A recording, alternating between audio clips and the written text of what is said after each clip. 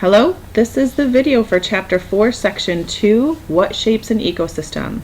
Remember to fill in your notes for your science notebook as we go. You may pause this video at any time if you need to in order to get the notes written down.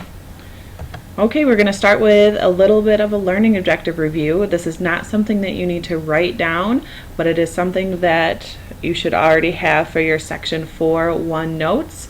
So we review these questions here. What are the causes of climate?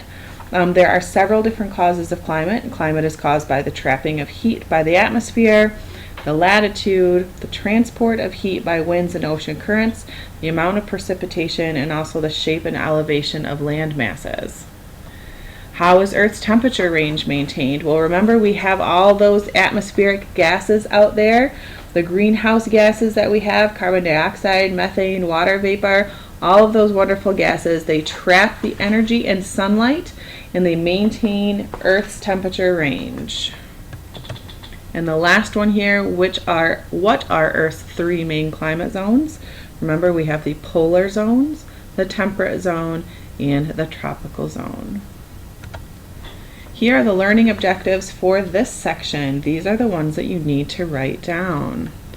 The first learning objective we have is explain how biotic and abiotic factors influence an ecosystem. Identify the interactions that occur within communities.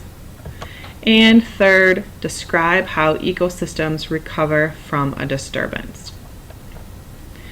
Let's start out with abiotic and biotic factors. Ecosystems are influenced by a combination of biological and physical factors. So these factors combine together to affect the ecosystem and to affect what grows and how things maintain themselves. The first kind of factor that you have is called a biotic factor. These are biological factors, which are basically anything living. Any sort of living thing that is in an ecosystem is considered a biological factor. Physical or non-living factors that shape ecosystems are called abiotic factors. These can include temperature, precipitation, humidity, wind, nutrient availability, soil type, and sunlight. So these are all non-living things that can help shape an ecosystem. Your first key concept question for this section is, how do biotic and abiotic factors influence an ecosystem? Well, together, these biotic and abiotic factors determine the survival and growth of an ecosystem, of an organism, and the productivity of the ecosystem in which the organism lives. We're going to move on to the niche. This is always a fun word to say, niche. The niche is a full range of these physical, which are the abiotic, and the biological, which are the biotic conditions in which an organism lives and the way in which the organism uses those conditions. No two species can share the same niche in the same habitat. So everybody's got their own little house. They can't shack up with other different organisms. That kind of brings us to the next key concept question of what interactions occur within communities. There's several different interactions that occur. The first one is competition. Competition occurs when organisms of the same or different species attempt to use an ecological resource the same place, the same time. So remember how we said that they can't be two species that live in the niche at the same time. So when there are, one guy comes where the other guy's living, you get this competition that occurs. They're going to compete for these resources. And a resource is any necessity of life, such as water, nutrients, light, food, or space. Anything that is necessary to survive is considered a resource, and these are things that different organisms will compete over.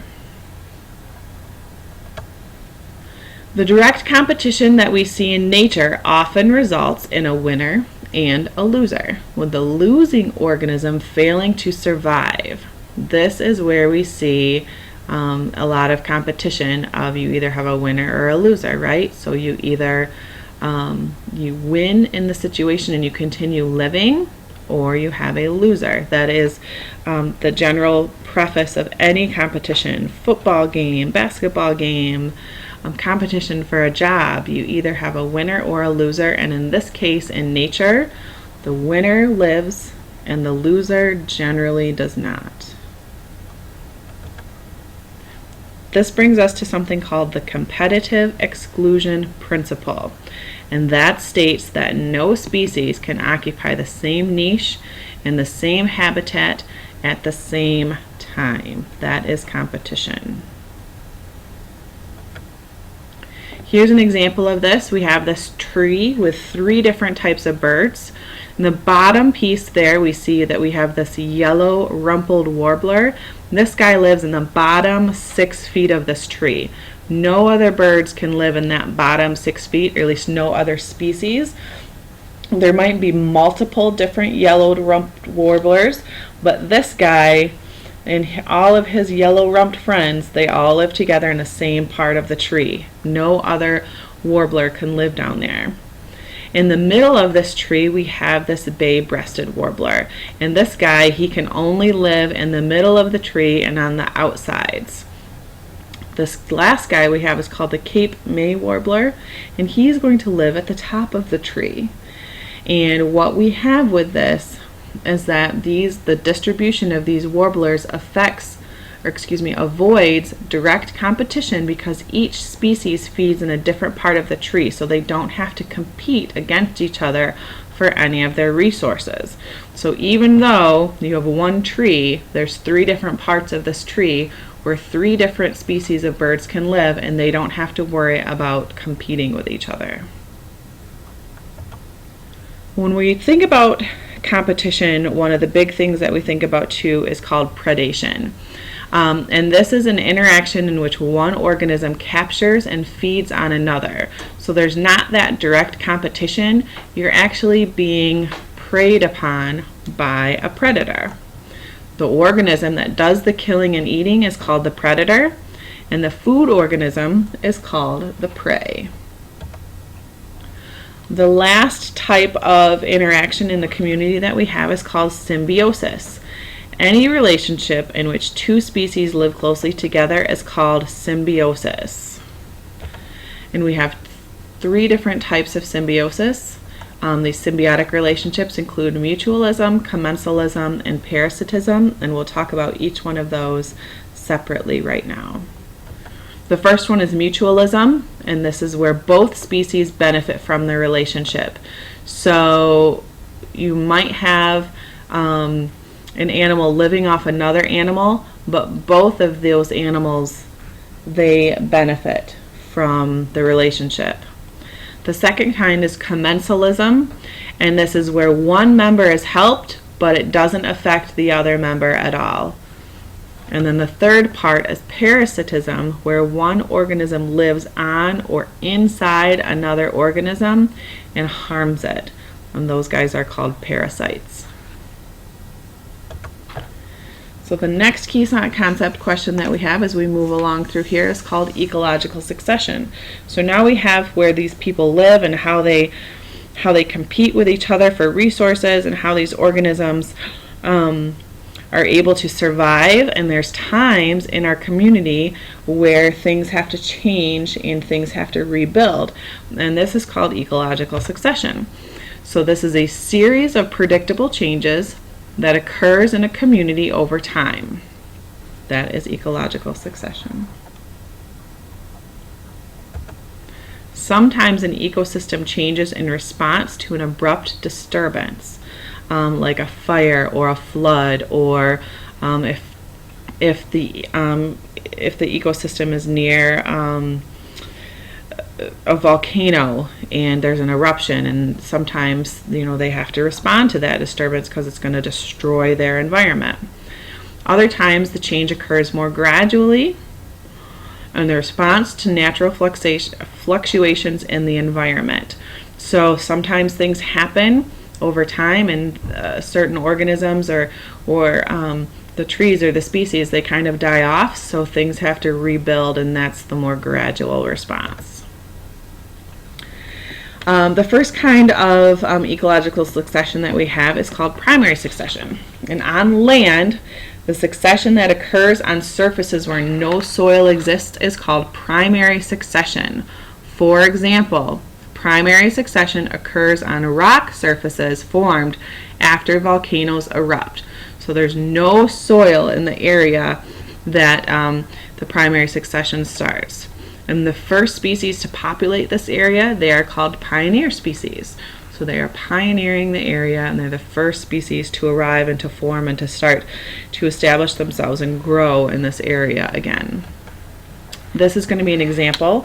You don't have the pictures in your notes, but you'll be able to see how primary succession works. So in this example, a volcanic eruption has destroyed the previous ecosystem. So we see no plants, no nothing, it's just all rock. There's no soil or anything. Then we can see that the first organisms to appear, remember those are the pioneer species, and in this particular slide, they're called lichens. Once the lichens start to grow and establish themselves, we start to get some mosses and some grasses that start to take root, and there's a thin layer of soil that's become available by those first pioneer species. And then eventually the tree seedlings and shrubs start to sprout among the plant community, so it is growing back from what it was originally. It's probably not going to be exactly the same as it was previously. The environment is going to be different, but there will be a whole new ecosystem that sets place in this community.